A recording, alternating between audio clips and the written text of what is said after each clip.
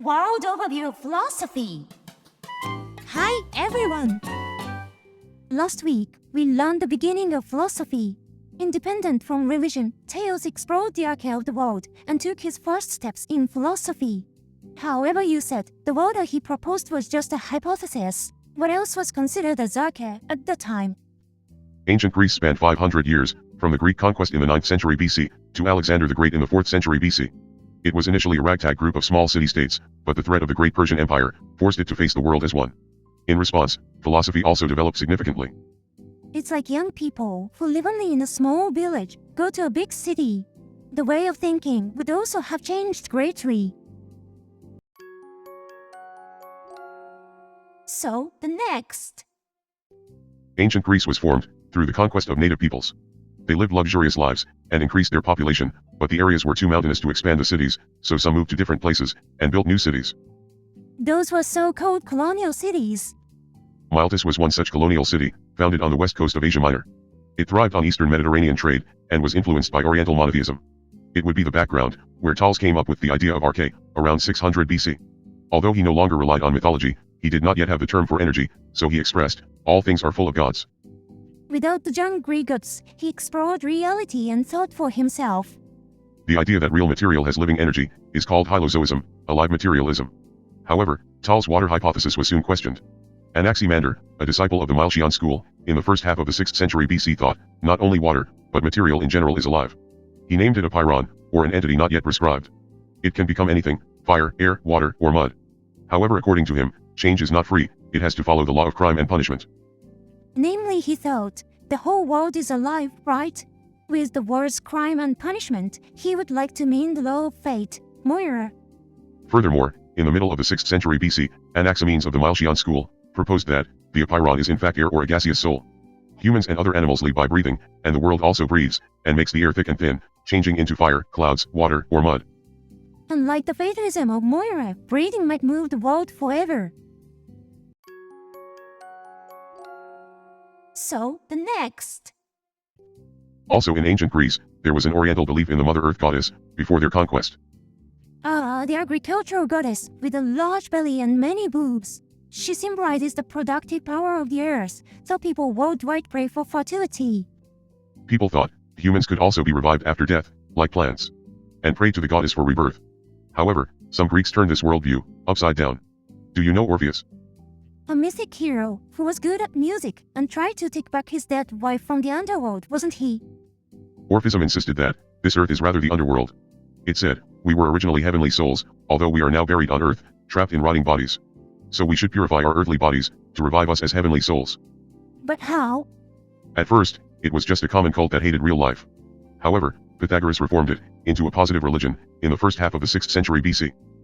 Was it that famous mathematician? He was actually a religious leader, and his mathematics was their way to purify their souls. According to him, the world is made of numerical harmony, and by thinking of it only in numbers, we can be independent of our bodies. They would have thought mathematics makes them avoid illusions and misunderstandings. Pythagoras founded his religious order on the west coast of Asia Minor.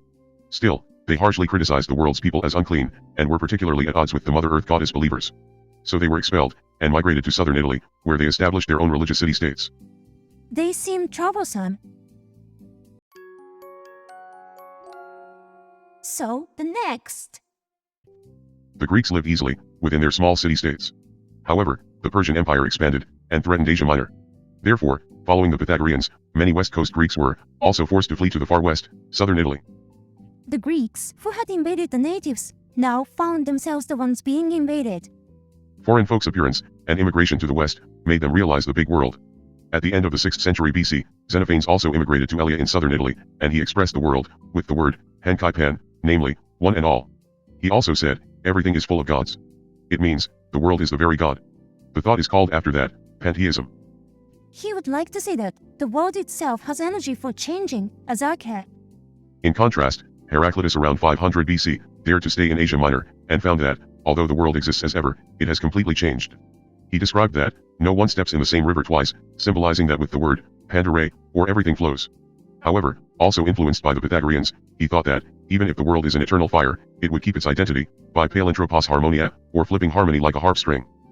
Aha, SUMIOKA, remaining and changing are logically contradictory, but they would be originally ambivalent like a duck rabbit. In the first half of the 5th century BC, the Persian Wars began at last. Parmenides of the Eleatic school expressed the nature of the world in a complex poem.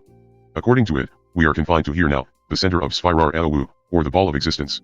Although we can see only the changes of here now, everything has already been determined far away, like falling sands in an hourglass. It may be what fate is. We ask about the causes after an incident occurs, but the causes should have happened somewhere before.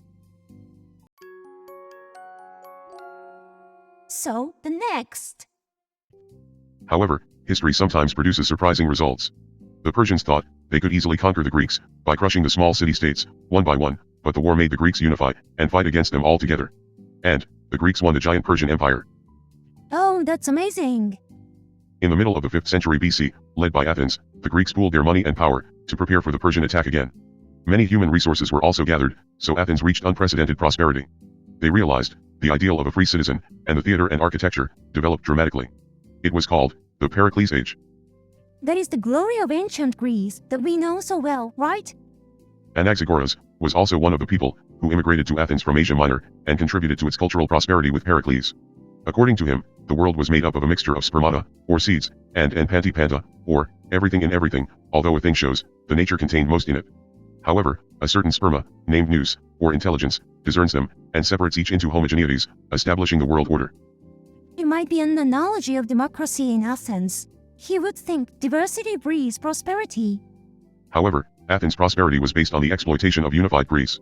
This caused a backlash against Athens, and neighboring countries began to defect. On the far western island of Sicily, Empedocles, a contemporary of Anaxagoras, was pessimistic about this international situation. Like the Eleatic school, he also thought of one world ball, but he said, it has 4 different rhizomata, or roots, air, fire, water, and mud. By those, the world is involved in the trouble of philia and neokos, namely love and hate, so it repeats unifying and dividing forever.